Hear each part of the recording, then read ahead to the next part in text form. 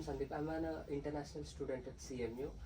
As part of my 605 subject, professional communication subjects, I'm doing this project about the mental health. So today I'm with Elizabeth. Uh, can you please introduce yourself?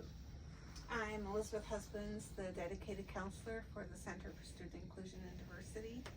So what that means is I work with individuals with marginalized identities who are typically underserved and underrepresented. Okay. As part of my project, I'm just doing this video podcast. So can you explain me a few questions like how does mental health plays a crucial role in our life? What are all the services provided by the counseling center? Okay, so I'm going to separate that into two different questions. The first one, the services provided by the counseling center are brief and short-term services. So that means things like anxiety or adjustment disorders, students who are struggling with homesickness, or maybe, having some issues related to their academics.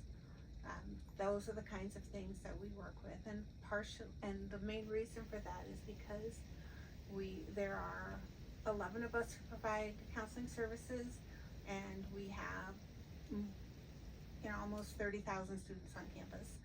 And so if you do the math, that means that there are more students who require services than there are Yes. than our capability to provide it.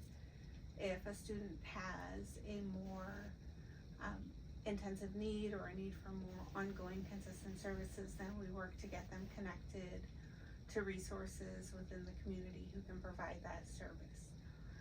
We provide groups.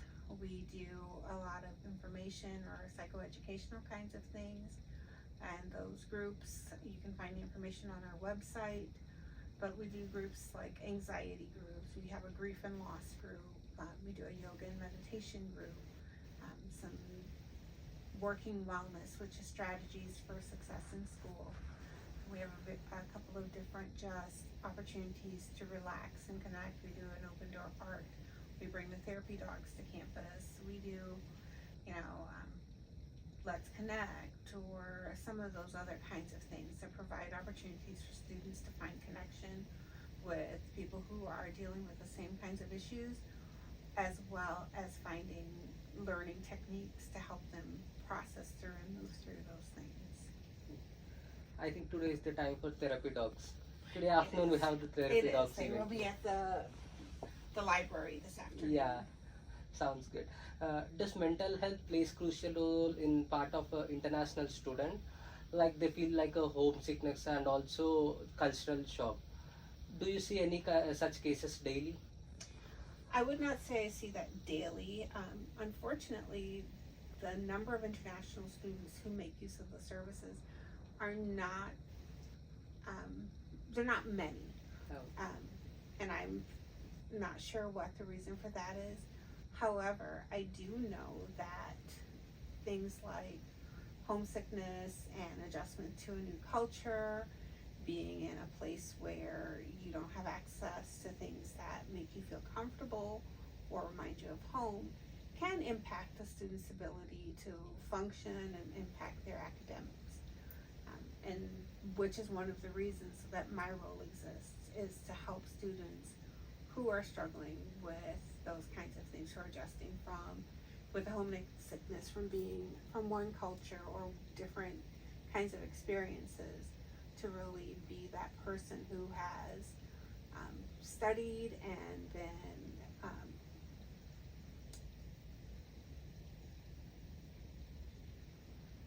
proficient in working with students who have those kinds of identities. Yeah. So at present, after the pandemic, the recession has been going on. Many of the students are not getting jobs. The international students are finding hard to meet their expenses, so they are going into the depression. So can you suggest why this is been happening? I don't necessarily see a link between lack of income and depression as a causal effect. Yeah. I think that there are lots of other things that play into that. You know, as we've talked about, the adjustment to a new culture, not having access to family and food and things that are comforting or provide support. A lot of international students may not know anyone on campus, and so they feel isolated. I think those are things that are probably more impacting the depression or the lack of belonging that students feel. I don't necessarily know. I know that financial stress can be can contribute to depression, but I think that there's a fuller picture to that than just not having a job. So by this we can say that though the people have more money, also they can go into the depression if they are not. Absolutely. Finances are not, I mean, we see it all the time. If you think about movie stars who have, you know, by the American culture standards, like a movie star has made it, right? Or an athlete. But we see a lot of professional athletes and a lot of people in the entertainment industry who are talking about their mental illness and the things that are impacting them. So having all the financial resources in the world does not insulate one from dealing with mental health issues. Yeah, that's the good example. Are there any support groups or workshops specifically for the international students? We don't have groups specifically for international students. I do a group on Wednesday nights that is specifically for students with marginalized identities, and international students would be a part of that group. That group is Wednesdays from 7 to 8:30, and it's here in the Center for Student Inclusion and Diversity. Okay. So what are all the measures you give for the upcoming international students? Like how do they prepare themselves physically or mentally when they are coming abroad?